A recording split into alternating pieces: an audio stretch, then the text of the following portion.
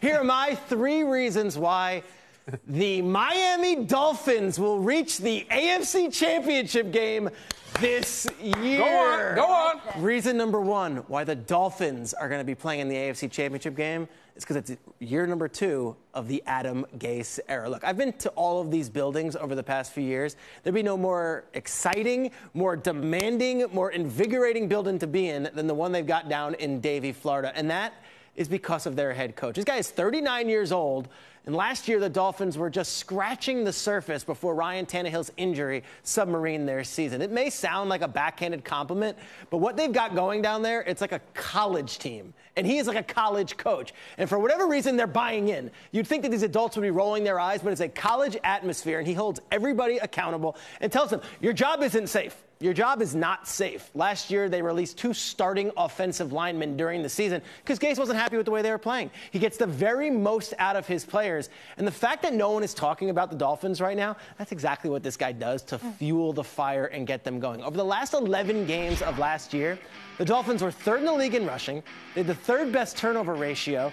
And it may seem like all fire and brimstone, but Gase, he's a winner. I mean, everywhere he goes, his teams end up winning. I would push my chips in on him.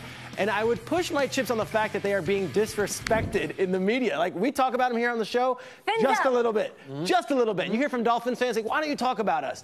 They know that. They're aware. Last year, there was these odds about the Dolphins going on to the playoffs. When Tannehill went down, there was a 1% chance that the Dolphins would make the Super Bowl. Yeah, of course they lost to the Steelers. They didn't have their quarterback. But don't think those players don't remember, and don't think Adam Gase doesn't remember. Reason number 1 why the Dolphins are going to be a team to be reckoned with this year, Adam Gase. Reason number 2 why the Dolphins will reach the AFC Championship game this year, because on paper, they have as loaded a roster as any team in the AFC not called the New England Patriots. You go roster spot by roster spot. This Dolphins team is loaded. Look, Ndamukong Suh hasn't won a playoff game. We get that. He's still one of the best defensive players in the entire sport. Mike Pouncey probably is the best center in the entire sport. Jay Ajayi could end up leading the league in rushing this year. And the receivers, particularly Landry, Stills, and Parker, they might be the top trio in the entire NFL. You add in Julius Thomas going back to Adam Gase, where he had his best seasons in Denver, and this offense is going to be vastly improved. The defense, you've got an underrated Rashad Jones at safety. You've got an emerging bunch of linebackers, and then you've got the veteran linebackers in Lawrence Timmons, Kiko Alonso, and Cameron Wake. It is star after star after star. We're talking talent oozing from every spot of the depth chart. I know this isn't fantasy football, but on paper, this team is built to win. And reason number 3. Where is he? Reason number 3 why the Miami Dolphins are going to the AFC Championship game this year is our boy Cuddy. Jay Cutler. Jay Cutler, what a story this would be, and what a story it will be. Cutler, guy gets a bad rap, right? He gets a bad rap, and I'm here defending the man. I understand. There's a lot of things about body language, a lot of things about not winning the big game. All right, let me put you in Jay Cutler's shoes. You're 26 years old. You're single. You live in Chicago, you're the quarterback of the Bears, and you're told midway through your 3rd or 4th season there that, yeah, you're diabetic. You've got to deal with that now as well. Well, guess what?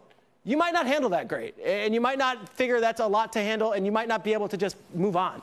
Fast forward a few years, you've got your diabetic situation in control. You know how to own your life with that. You also have 3 kids and a wonderful wife, and you're now in an offensive scheme that is maximized by the guy who got the best out of you that one season you were together. Oh, add in that you're playing in Miami where the weather is going to be good for your body, and the fact that you're not a dumb kid. You are now a mature adult leader, and this offense is now yours. And guess what? It's the most talented offense you've ever been with. I'm losing my breath here defending Cutler. I'm losing it here. Look, it's going to be a 1-year contract. He's essentially playing for his own legacy in this deal. He's got all his chips on the table. And the feedback that we're getting on media is that this guy's a clown. Guess what? This is going to be the greatest redemption story of 2017. It's going to be one that we haven't seen since Jim Plunkett bounced back from being a failed 1st overall pick to winning 2 Super Bowls with the Raiders. This is the story that is worth tracking in 2017, and I think Cutler's numbers will be worthy of watching, too. I know I'm an unabashed, unbiased Cutler defender. I love the dude, and I think he's going to be great. But I also know that that locker room is looking for a leader, and he could be the guy. The Ryan Tannehill injury sucked for everyone, but Cutler can get this team out of the cellar and into the AFC Championship game.